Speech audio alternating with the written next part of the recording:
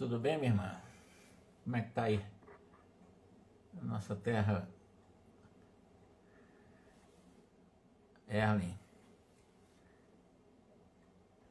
Paulette, a nossa irmã lá da Argentina. Desde a Argentina, um grande abraço para você, para sua família, minha irmã.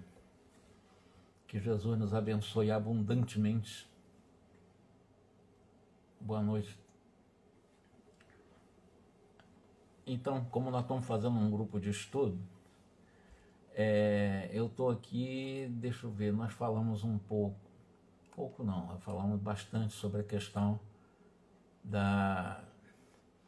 dos ovoides, né? E depois da nossa fala, alguns comentários sobre a questão da compreensão de um processo. Obrigado, tá? Meu Deus do céu, Sacaed, eu fico colocando o nome do seu link, né, como Sacaed. Eu sei que é Paulette com Covid, é? Aqui em casa também invadiu a Covid, pegou filho, neto, esposa, eu. Estou em recuperação também. Mas como eu tomei as 4 vacinas e está dando uma segurada, mas deve ser um incômodo muito grande mesmo. Kátia, oh meu Deus do céu, Kátia. Juro que eu não vou esquecer mais. Minha irmã Kátia da Argentina. Kátia de Souza, não parece ser brasileira? Souza é um sobrenome brasileiro, né? Mas nós vamos melhorar, né, Paulette? Realmente, essas questões assim de doenças passageiras, como também gripe forte, né, Alice? Tem uma passagem aqui de hoje, nós vamos falar, que o Gúbio, ele fala o seguinte, também tomou as 4, Paulette? Eu tomei as 4, se tiver 5 e 10, eu vou tomar 10, vou tomar 20, eu vou tomando. Santista, a Kátia de Santos, é lá de Santos. Grande prazer, nossa irmã brasileira na Argentina. Espero que a gente possa realmente estar fazendo uma boa leitura, uma boa reflexão, um bom comentário de André Luiz, para aprendermos um pouco mais. Para mim, sobretudo para mim, que já estou com mais de 70 anos, está valendo muito, porque eu estou muito mais próximo de pessoas mais jovens, né? Dessa viagem natural que eu já fiz várias vezes, vou fazer mais uma. Mas com essas informações que o André Luiz nos traz na sua coleção, nos prepara melhor, né? Nos dá uma tranquilidade maior, a gente começa a ter uma leveza, um certo contentamento na vida. Mas como eu disse, o Google ele faz uma afirmação aqui, por isso que as doenças aparecem conosco, né? Não, as doenças são convites, mas que ninguém reencarna para fazer turismo. É interessante, né? Nós reencarnamos para, como oportunidade, aprendermos a crescer. Obrigado, tá, Kátia? Eu também acho, porque para mim está valendo muito. Eu imagino para aqueles que são espíritas, aqueles que estão estudando o espiritismo, também deve ser muito interessante. Sobretudo que nós ainda vamos falar um pouco sobre isso, sobre a questão, entender a questão dos ovoides, porque é um tema realmente controverso. E na sequência, nós vamos tocar ainda no assunto, no próximo capítulo ele ainda fala no assunto dos 3 ovoides que vão reencarnar.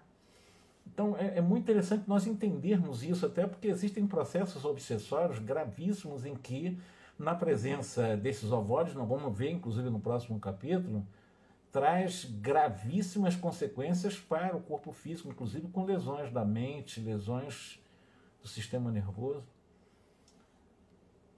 Então tá, como eu disse, nós vamos dar continuidade exatamente. Assim como o discípulo de Jesus se mantém ligado ao Mestre através dos fios de amor e inspiração, nós, quando estamos ligados a Jesus, quando nós estamos ligados ao Cristo, quando nós estamos ligados ao bem, ao belo, ao amor, ao bom, evidentemente nós entramos em sintonia com esses fios do amor, da inspiração, e a vida se torna um pouco mais leve, um pouco mais suave, nós vivemos um pouco mais contente, intimamente, mesmo vendo todas as tragédias, os flagelos que estão acontecendo, nós estendemos as mãos para ajudar, mas nós não vamos boicotar em nós a alegria, a leveza de viver, porque é uma conquista, é um mérito.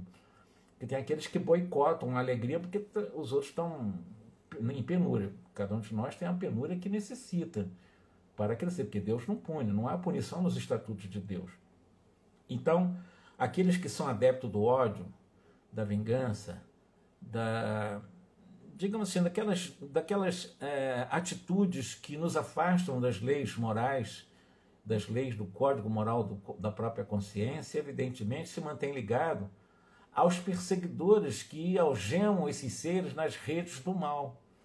Então, além da tendência ao mal, ainda existe uma rede de seres levando a fazer o mal. Então, para isso, nós somos convidados a enriquecer no comportamento sem obrigação, porque você, se fizer um exercício de virtude por obrigação, você não vai desenvolver virtude. Você não consegue conquistar virtude por obrigação, por compressão, por depressão ou por opressão. Você consegue desenvolver virtude por consciência.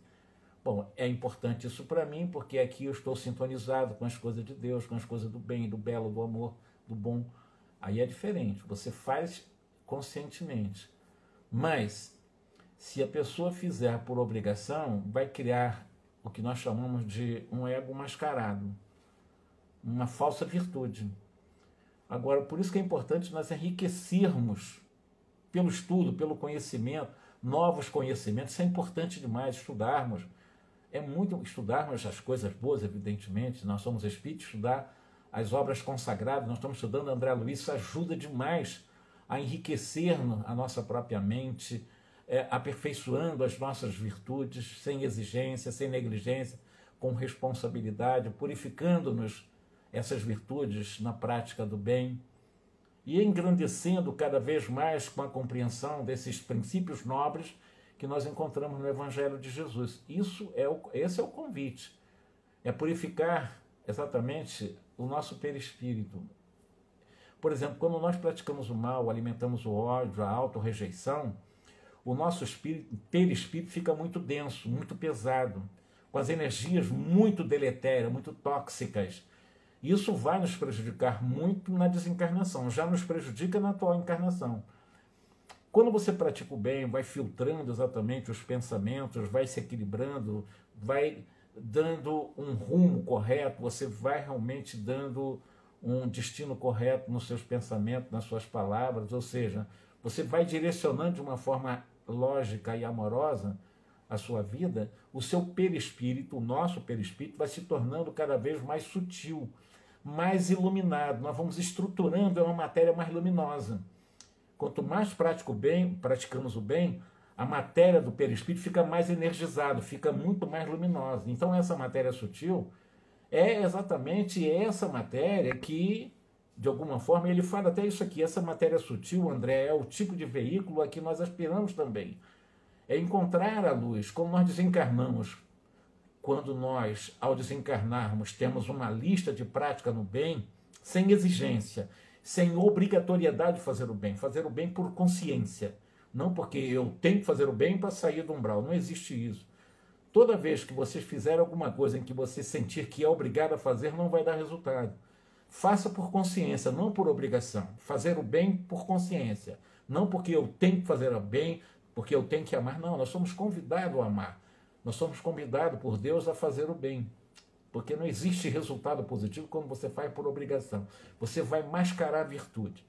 Dito isto, quando nós fazemos o bem espontaneamente, nós vamos tornando o nosso perispírito mais energizado, mais sutil, mais leve, mais iluminado na sua estrutura. E quando nós desencarnamos, evidentemente, será muito mais leve o nosso ingresso no mundo espiritual. A adaptação será rápida e podemos até volitar.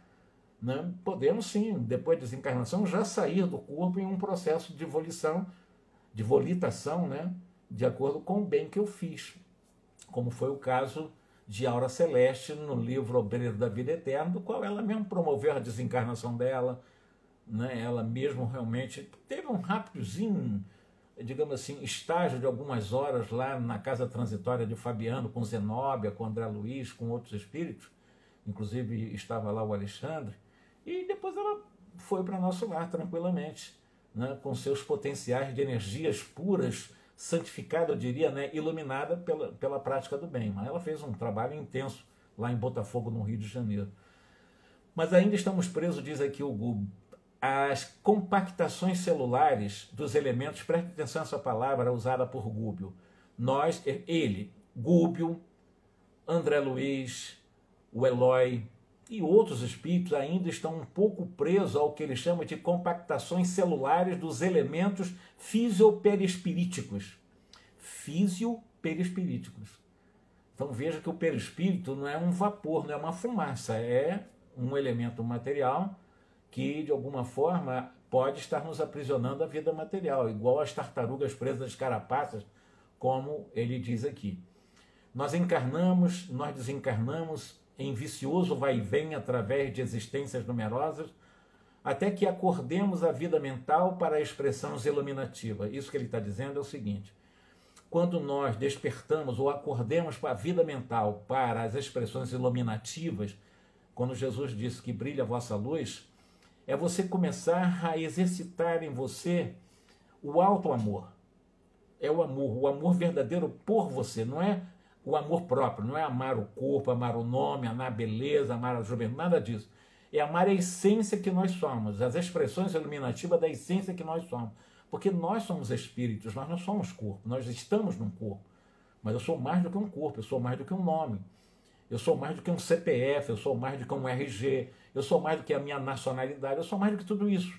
Porque eu sou espírito, e espírito é centelha, é chama divina. Vocês, eu, nós somos chama divina. Então, quando nós acordamos a nossa vida mental para nos identificar com as expressões iluminativas que já estão em nós, a nossa vida se torna melhor, já na atual encarnação. Já começamos a ter uma vida muito mais, com muito mais harmonia interior. Nós, ao acordarmos de manhã, vocês, eu, qualquer um de nós, abrir a janela assim e olhar para o céu, aquele céu azul, mesmo que esteja com chuva, nós podemos saber que além das nuvens existe o azul, não é? E também o sol, observar o sol, os vegetais que nos cercam. Ah, mas eu moro no 30º andar, eu não vejo árvores. Mas você pode ver uma plantinha, ali é um vegetal também, mas de qualquer maneira, independentemente, você pode criar emocionalmente essas visualizações. Você pode visualizar uma floresta mesmo olhando no 12º andar, no 100º andar, você pode visualizar isso. Então é um exercício de identificação com a luz que você é, usando as suas emoções aprimoradas. Identifique-se com isso. Agradeça a Deus pelo céu, pelas nuvens, pela vida na manhã que você vai enfrentar aquele dia, já acorda com o pé direito. Existe uma frase tibetana que me acompanha muito, e eu gosto muito dela, né? Abram-se as portas do universo porque eu estou decidido e pronto para a vida. Quando diz isso, você precisa decidir e estar pronto para viver. Porque se você acorda de manhã com raiva de todo mundo, não quer saber que tem um céu maravilhoso, temos nuvens extraordinárias, nós temos realmente o sol, à noite as estrelas, o luar, nós temos tantas coisas a ser bem apreciadas. Isso é acordar na nossa vida mental, é você se identificar com as expressões luminosas que nós já somos em essência, porque nós já trazemos em essência as virtudes. Não existe um ser humano mau em essência. Ele pode praticar o mal, mas em essência ele é essa expressão luminosa. Por isso que Jesus falou para todos os seres humanos, que brilhe a vossa luz. Então, agora vamos à comparação de Gúbio. Somos quais arbustos do solo planetário, uma árvore aqui no solo. Nossas raízes emocionais se mergulham nos círculos da animalidade primitiva ainda.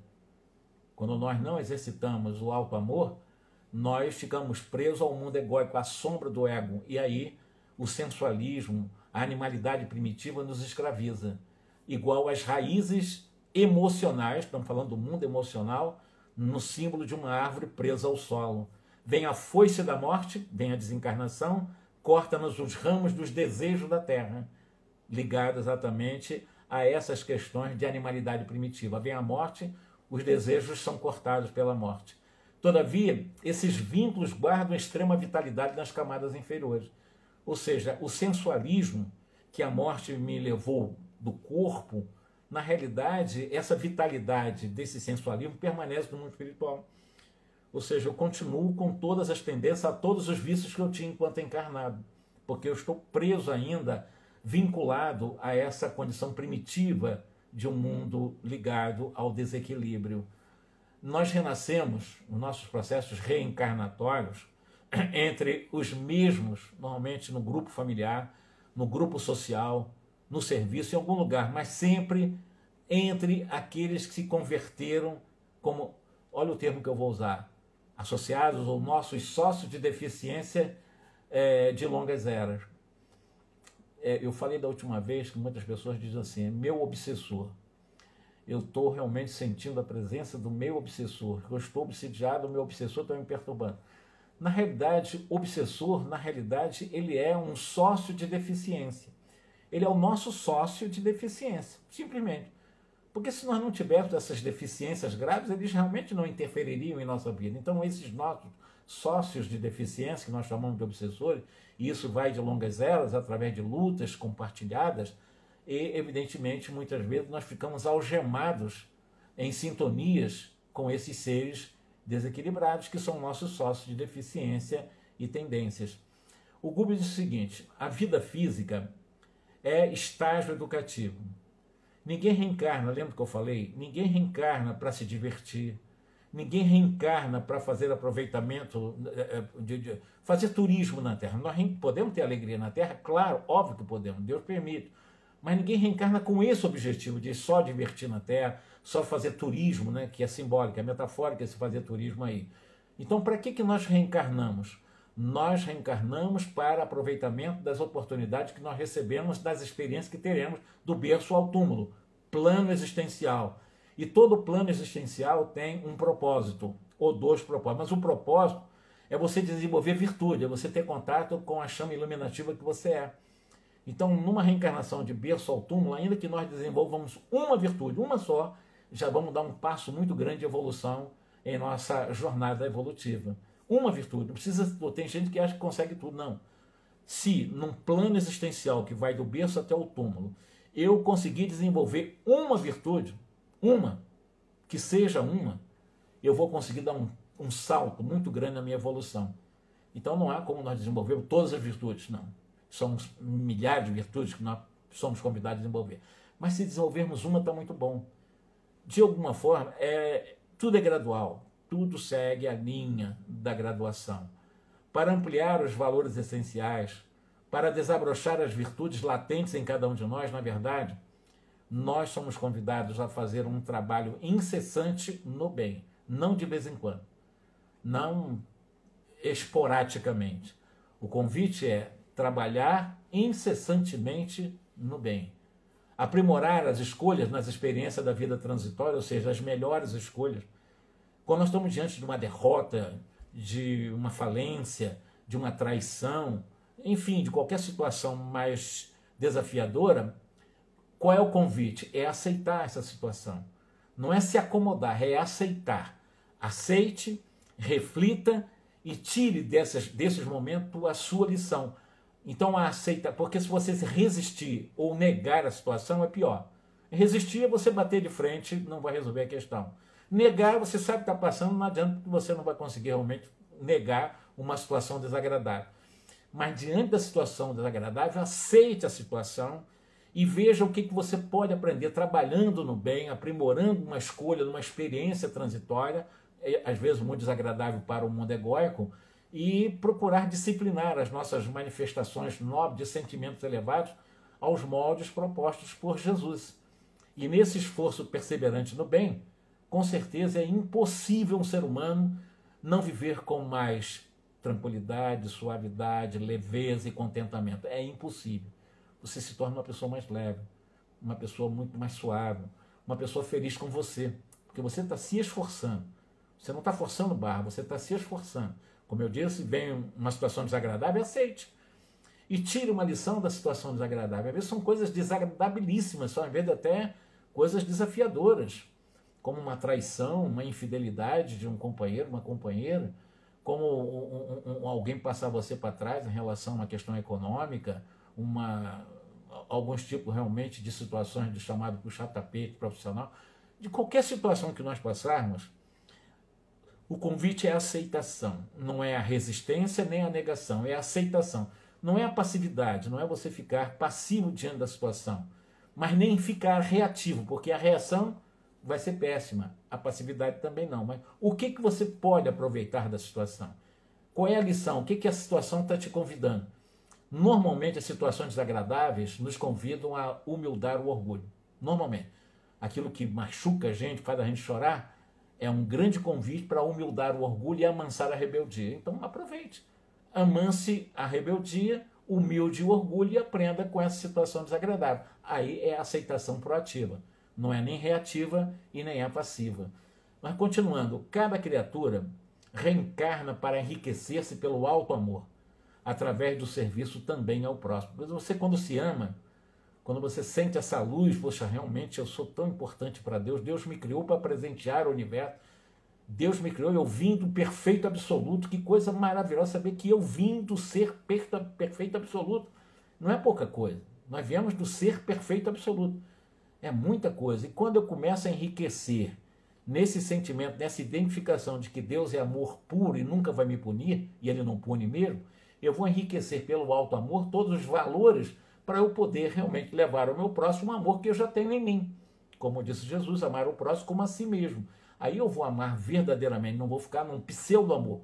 Porque o que muitas vezes nós dizemos que amamos, na realidade é paixão, não é amor. As pessoas se odeiam, se rejeitam e dizem que ama os outros. Como é que pode você fazer para os outros, dar aquilo que você não tem? Para sacrificar-se, superar-se na conquista da vida maior. O Cristo asseverou que o maior no reino celeste é aquele que se converte em servo de todos. Um homem poderá ser temido, respeitado pelos títulos que adquiriu às convenções humanas, mas se não progrediu no domínio intelectual e moral, guarda consigo uma mente estreita e doente. Reencarnar e desencarnar é submeter-nos a intensos choques biológicos para desenvolvermos as virtudes que nos integrarão gradualmente ao espírito imortal. Então a reencarnação não é um processo punitivo, a reencarnação é uma oportunidade do qual nós somos submetidos a esses intensos choques biológicos para, num convite da vida, desenvolvermos virtudes que nos integrarão gradualmente a essa realidade essencial que nós somos, ou seja, ao espírito imortal que nós somos. Por quê? Nós somos filhos de Deus, somos aprendizes da vida e somos espíritos imortais. Por que nós somos aprendizes da vida? Porque mestre é só Jesus. Só chegaremos a mestres quando chegarmos ao tamanho de Jesus, que já é um espírito puro. Nós somos imperfeitos. Chegar a Jesus tem alguns bilhões ou trilhões de anos para frente. Então seremos aprendizes ainda por alguns bilhões de anos. Somos aprendizes da vida. Então reencarnar e desencarnar é todo esse intenso choque biológico para o desenvolvimento das virtudes, do qual somos convidados, não obrigados, convidados a desenvolver as virtudes, é tudo aquilo que está na lei da consciência, a lei divina da consciência. Tudo que está contra a lei da consciência são as viciações, são do mundo egóico. Tudo que é viciação é a transgressão das leis da consciência. O Guber diz o seguinte, voltemos ao símbolo da árvore. O corpo físico é o vegetal restrito no espaço e no tempo. O perispírito é o fruto que consubstancia o resultado das variadas operações da própria árvore, depois de certo período de maturação. E a matéria mental é a semente que representa a essência da árvore e do fruto, condensando-lhes as experiências. A criatura, para adquirir sabedoria, nós, para nos tornarmos sábios e termos amor a partir do alto amor, nós necessitamos da reencarnação. Nós renascemos inúmeras vezes no campo físico, exatamente como a própria semente que retorna ao solo para ir se desenvolvendo e produzindo frutos. E quanto se complicam deliberadamente, afastando-se do caminho correto, na direção das zonas sombrias em que recolhem experimentos doentios. Ou seja, por rebeldia, as pessoas bloqueiam as leis de Deus da própria consciência e, ao transgredir o código moral de lei que traz na consciência, estão evidentemente sendo arrastados para se atolarem nas lamas sombrias das regiões após a morte, que são penumbrosas, são densas, são realmente de muita infelicidade.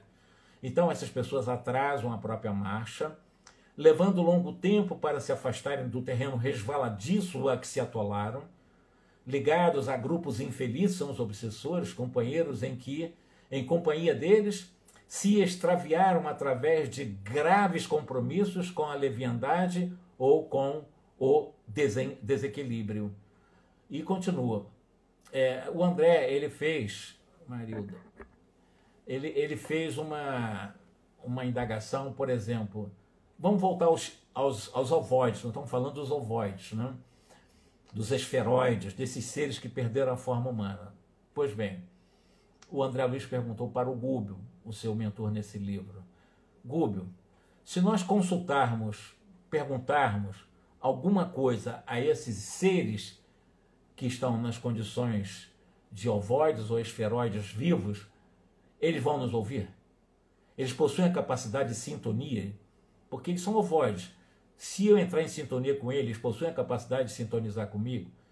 O que o Gúbio explica em relação a isso? Pode sim, perfeitamente. Compreendendo-se, porém, que a maioria das criaturas em semelhante posição de esferoide ou ovoides, né, nos ambientes inferiores, eles ainda dormitam em estranhos pesadelos. Então não tem um raciocínio muito lógico. Pode entrar em sintonia, mas não tem um raciocínio lógico para compreender numa interlocução com alguém que entra em sintonia com esses espíritos já sem a forma humana. Resistam-nos os apelos, sim. Respondem-nos de modo vago dentro dessa nova forma em que estão presos, que é a ovoidização do perispírito. Incapazes que são provisoriamente de se exteriorizarem de maneira completa, de maneira mais lógica, digamos assim, sem os veículos mais densos que perderam, que é o perispírito, com agravo de responsabilidade na inércia e na prática do mal. Em verdade, agora, se categorizam em conta de fetos ou amebas mentais manipuladas por entidade perversa. Então, o André Luiz, tem como entrar em sintonia com esses ovoides? Tem. Mas eles estão em um processo de pesadelo muito grande, um processo de perturbação mental muito grande, por isso até perderam uma forma perispiritual, e estão na categoria ou a conta de fetos, aqueles fetos que ainda, da concepção, ainda são fetos, ainda não tem um processo muito ligado ao biológico, ou amebas mentais, que é o termo utilizado por Gúbio, né? Manipulado por obsessores, manipulado por entidades perversas. Então vejam, um ovoide não tem liberdade nenhuma, mesmo que você consiga sintonia com ele, não tem muito como haver uma ressonância aqui, um feedback. O caminho de semelhantes companheiros, a única forma para ajudá-los nessas condições, quando chega a perder o perispírito, que é um tipo de segunda morte, o caminho é a reencarnação, como nós falamos anteriormente, né? É reencarnar na Terra ou em outros setores de vida congêneres, não só na Terra. Eles podem reencarnar em outras condições. É o que ele está dizendo aqui. Reencarnar na Terra, na crosta da Terra, ou em setores outros de vida congênere. Quer dizer, estão bem animalizados. Não estão dizendo, isso não está se falando em metempsicose, mas certamente eles vão reencarnar em corpos de seres que, para poder voltar ao corpo humano em algum momento, se não for uma reencarnação chamada normal, programada, como nós vamos ver no próximo capítulo, reencarnar numa tribo, digamos assim, seres primitivos, ainda das células, para começar a fazer a recomposição possível do perispírito humanizado. Então, é mais ou menos o que ele está falando. É claro, não está se dizendo que vai reencarnar num corpo de animal, vai reencarnar num ser um pouco mais primitivo. Assim como os capelinos reencarnaram também em seres bem primitivos da Terra há alguns milhares de anos. Qual ocorre? A semente destinada à cova escura para trabalho de produção, seleção e aprimoramento. Claro que os espíritos em evolução natural não assinalam fenômenos dolorosos em qualquer período de transição, como aqui examinando. Ou seja, para que um espírito que tem uma evolução natural, normal, não passa por isso. Por esse processo em que eles terão que reencarnar nessas condições.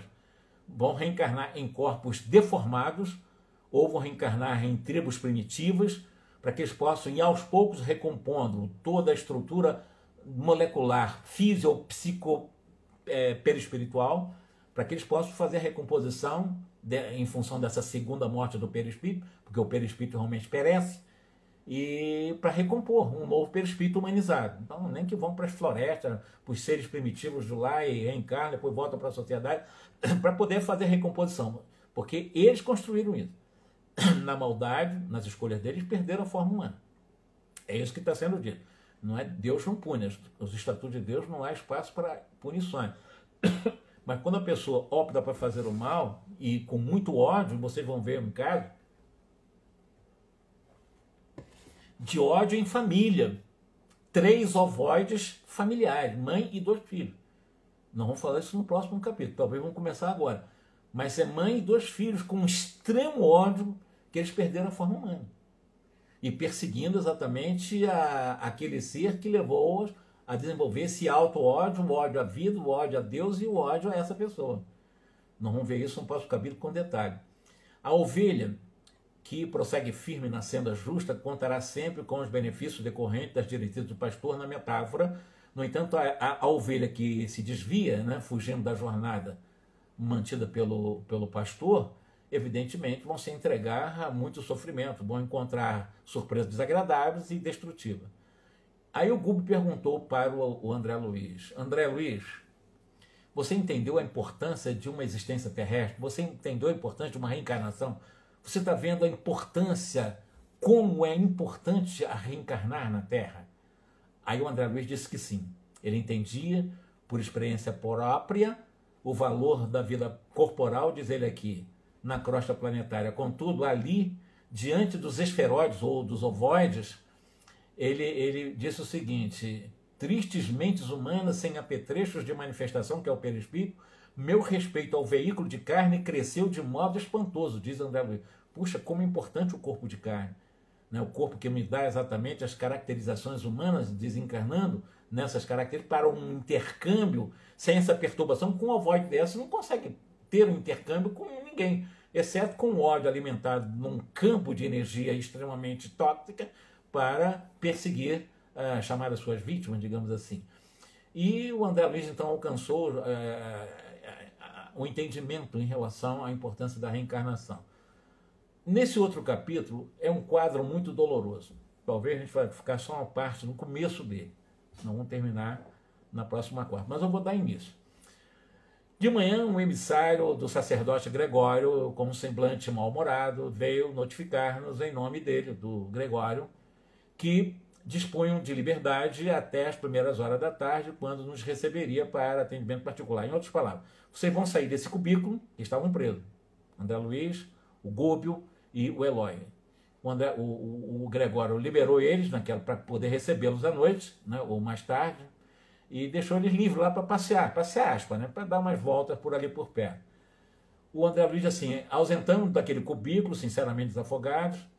A noite fora simplesmente aflitiva durante aquele ficou segregado, estava numa cela, estava preso, né? Pelo menos para mim, que não conseguia qualquer quietação no repouso. Não somente o ruído exterior, que ele ouviu muitas conversas fora, desagradáveis, etc., vai contando. As alucinadoras ou alucinadoras realmente conversações do ambiente perturbavam o ouvido dele, e convidou-nos, Gúbio, a pequena excursão educativa, asseverando-nos bondoso.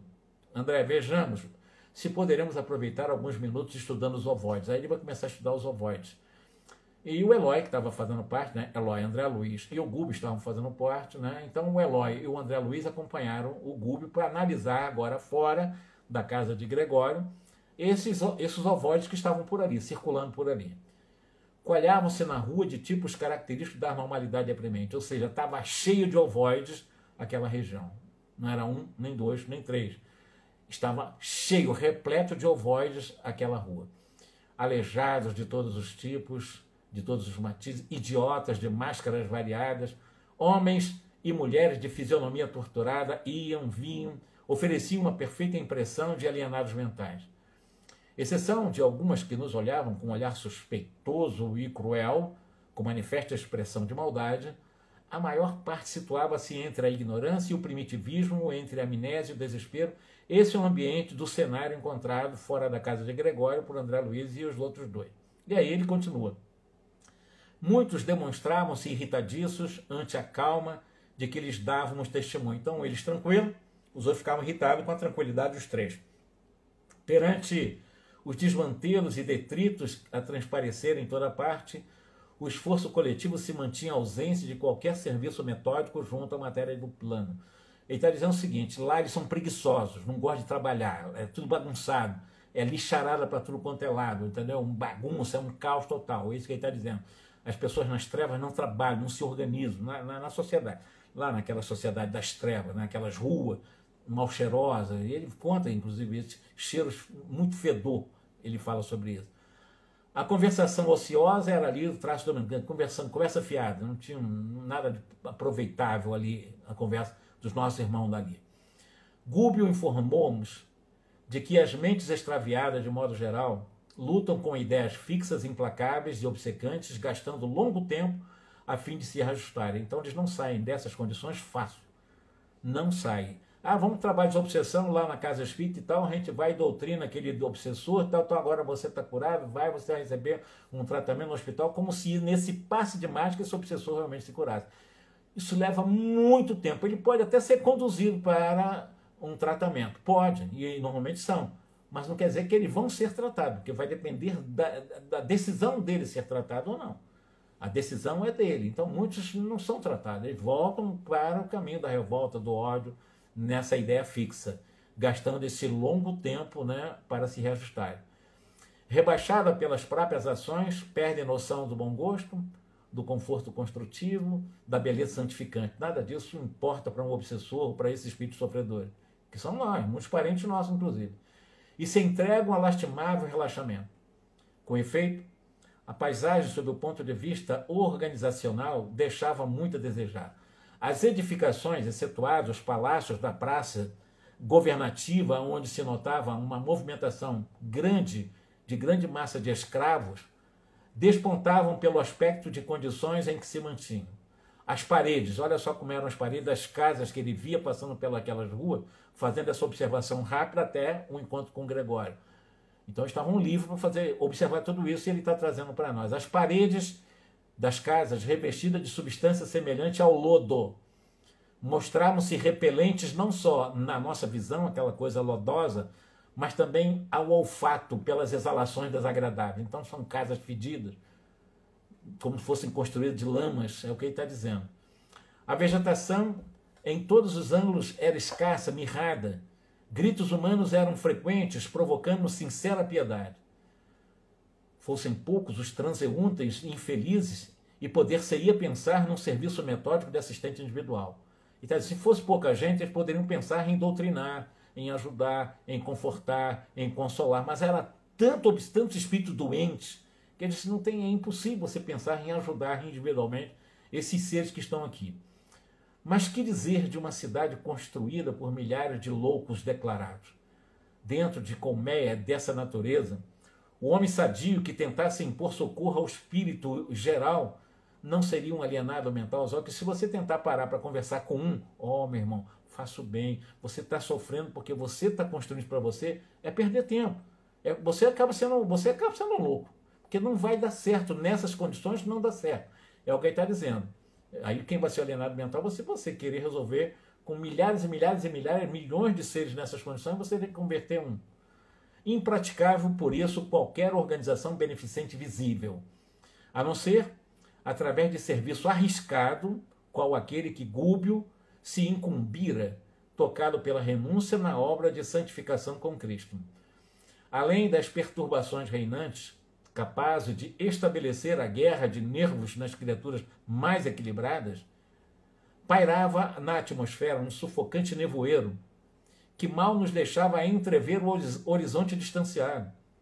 Quando eles tentam olhar para o sol, na realidade, através dessa espessa cortina de fumaça, era visto por nós a semelhança de uma bola de sangue afogueado. Eloy, forçando o bom humor, perguntou, isso usando uma brincadeira ali entre eles, né? Não teve tempo para isso, se o inferno era um hospício de proporções assim tão vastas, assim, o inferno é isso daqui? Será que o inferno é desse tamanho todo? E o Gúbio respondeu, informando que o homem comum não possui senão uma vaga ideia da importância das criações mentais na própria vida. A mente, a nossa mente, ela estuda, ela arquiteta, ela determina, ela materializa os desejos que lhe são peculiares na matéria que a circunda. E essa matéria que lhe plasma os impulsos é sempre formada por vidas inferiores inumeráveis, em processo evolutivo nos quadros do universo sem fim. Marcharemos atravessando compridos labirintos e achamos-nos diante de extensa edificação tipo asilo de espíritos desamparados. Enquanto encarnado, ser-me-ia extremamente difícil acreditar numa cena igual, a que se nos desdobrou a visão inquieta. Nenhum sofrimento depois da morte do corpo me tocaria tão profundo o meu coração, diz o André Luiz. Ele diz que nenhum sofrimento depois que ele desencarnou tocaria tanto o coração dele como ele estava vendo. Uma gritaria em torno era de espantar. Varamos lodosa muralha, um muro feito de lodo, e depois de avançarmos alguns passos, o pavoroso quadro se abriu dilatadamente. Largo e profundo vale se estendia, habitado por toda a espécie de padecimentos inimagináveis. Num vale, num abismo. Sentíamos-nos agora na extremidade de um planalto que se quebrava em abrupto despenhadeiro. À frente, numa distância de dezenas de quilômetros, sucediam-se furnas e abismos. Olha que quadro. Qual se nos situássemos perante imensa cratera de vulcão vivo, alimentado pela dor humana. Porque lá dentro, turbilhões de vozes explodiam ininterruptos, parecendo estranhas misturas de lamentos de homens e animais. Tremeram-me as fibras mais íntimas, e não só em mim, mas igualmente em Eloy. O movimento era de recuo instintivo diante desse vulcão, com aquelas vozes que nos traziam exatamente nas fibras mais profundas muito horror, até mesmo um certo arrepio. Gúbio estava firme, tranquilo, porque Gúbio estava experimentado com esse cenário. Longe de apoiar essa fraqueza dos dois, do André Luiz e do Eloy, ignorou essa fraqueza, né? E disse com tranquilidade: amontoam-se aqui nesse vulcão, como se fossem lenhos secos, milhares e milhares de criaturas que abusaram de sagrados dons da vida.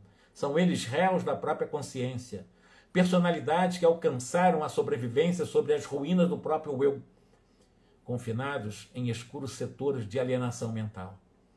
Esgotam resíduos envenenados que acumularam na esfera íntima através de longos anos de inércia no mundo físico, entregando-se presentemente a infindáveis dias de tortura redentora. O que ele está dizendo para nós, esses seres, essas personalidades realmente acabaram arruinando o próximo, arruinando a si próprio, se odiando, confinados nesses setores de muito ódio à vida, autorrejeição, rejeição aos outros, e nesses casos até muitos suicidas, né? Em que, arruinando-se, confinados nessas condições, eles precisam esgotar esses resíduos envenenados de ódio, de auto-ódio, em que eles juntos se acumulam exatamente em esferas íntimas, nesses chamados vulcões abismais. Imagine regiões de abismos extremamente lodosos, fedidos. É pior do que o chamado inferno da teologia. Não estamos contemplando senão a superfície de trevosos calabouços, a se confundirem com precipícios subcrostais. Quando ele fala precipícios subcrostais, está falando em abismos infinitos, abismos que estão abaixo da crosta terrestre. Vidas que existem abaixo da crosta terrestre, nesses penhascos, verdadeiros abismos das trevas, onde as energias magnéticas são pesadíssimas, muito pesadas, densas, extremamente densas. São seres realmente que se auto-odeiam, odiando o próximo, odiando a vida, odiando Deus. É o movimento do ódio que levaram a eles entrarem ou mergulharem nesses precipícios subcrostais, abaixo da crosta terrestre. Mas não haverá recurso para tanto desamparo? Ou seja, André Luiz, será que não há como melhorar essa situação, recurso para amparar esses seres? O Gúbio explicou o seguinte: olha, quando nós encontramos um morto de cada vez, é fácil conceder-lhe uma sepultura condigna, não é verdade? É. Você pega um morto aqui e tal, enterra, vê um outro morto ali, vai, enterra. Mas se os cadáveres são contados por multidões, nada nos resta senão adotar a vala comum. Óbvio. Um você enterra, mas tiver 200, 300, 1000, você vai pegar todos eles e botar numa vala comum, jogar todo mundo numa vala comum. Então, como nós vamos socorrer? São vários e vários mergulhados nesses penhascos subcrustais. Não é uma coisa tão simples você chegar num e resgatar. É uma coisa muito complicada. Quando encontramos, então, nessas condições, todos os espíritos renascem nos círculos carnais para destruir os ídolos da mentira e da sombra e entronizarem dentro de si mesmos os princípios da sublimação vitoriosa para a eternidade. Contudo, nas demonstrações de ordem superior que lhes cabem, preferem, na maioria, as ocasiões de adorar a morte, na ociosidade, na ignorância agressiva ou no crime disfarçado, esquecendo a gloriosa imortalidade que lhes compete atingir.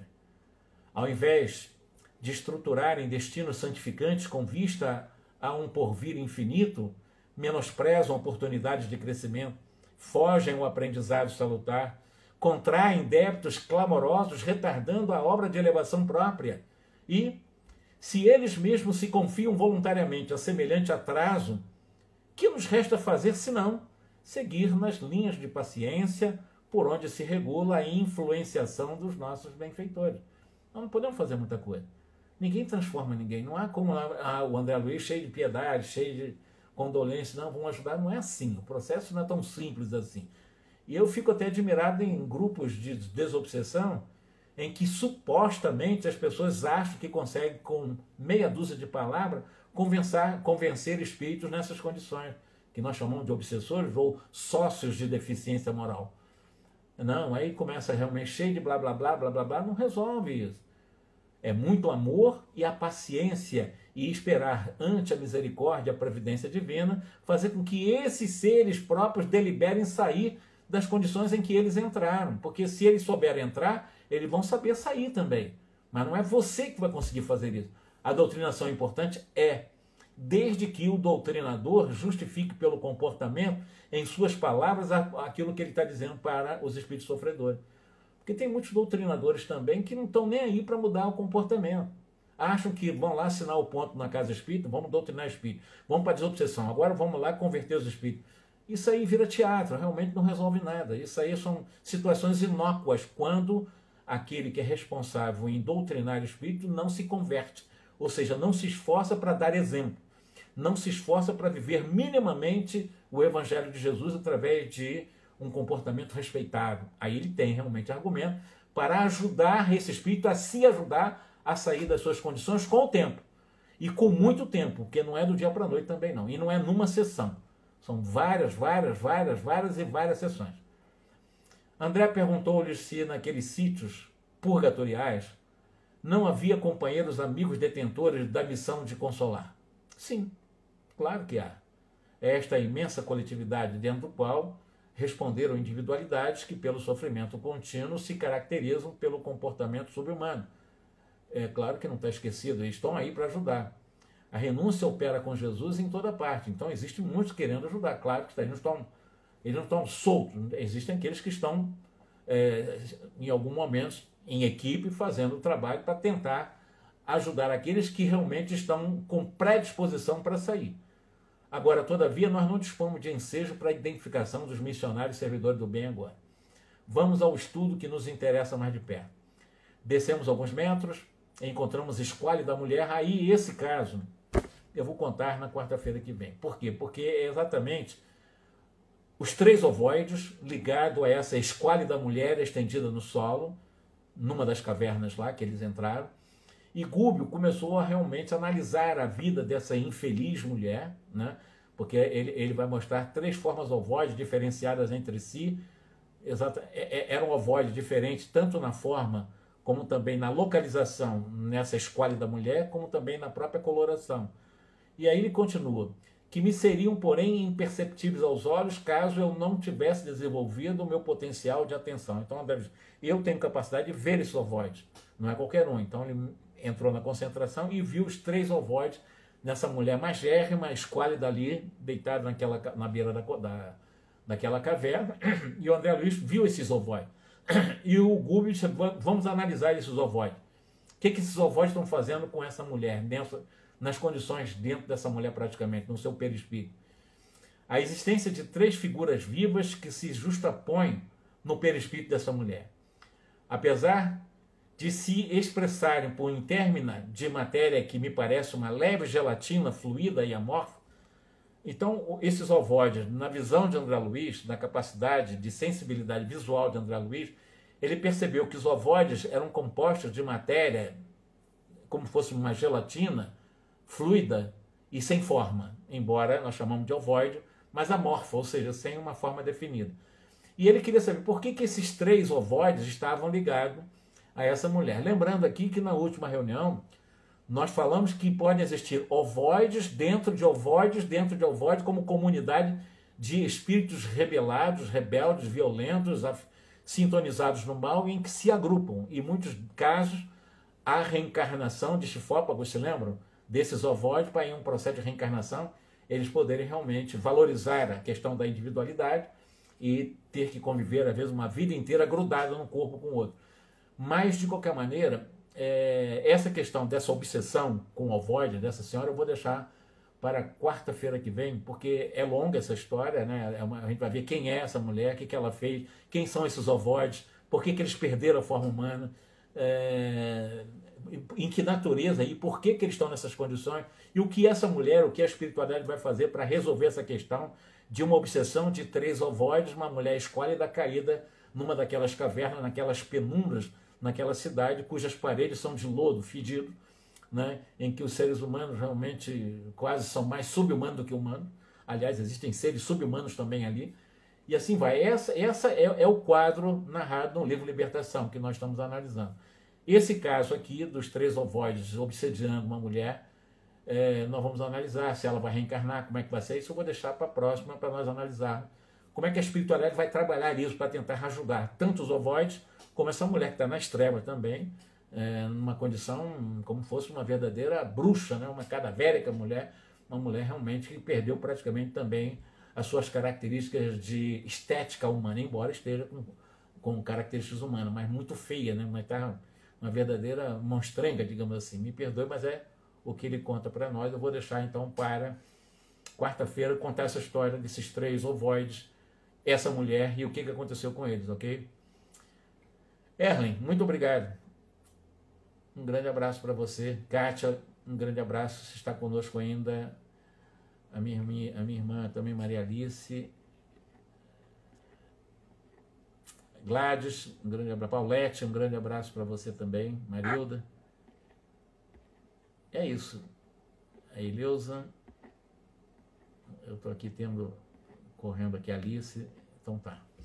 Grande abraço para vocês. Até quarta-feira que vem. Mantendo esse nosso estudo do livro Libertação, parte 11, agora falar desses 3 ovoides, dessa mulher, como é que vai resolver essa questão aí, tá bom? Vocês podem até ler antes de mim, para depois a gente discutir aí, tá bom? Um grande abraço para vocês, boa noite, bom final de semana, muita paz, muito obrigado pela atenção, tá?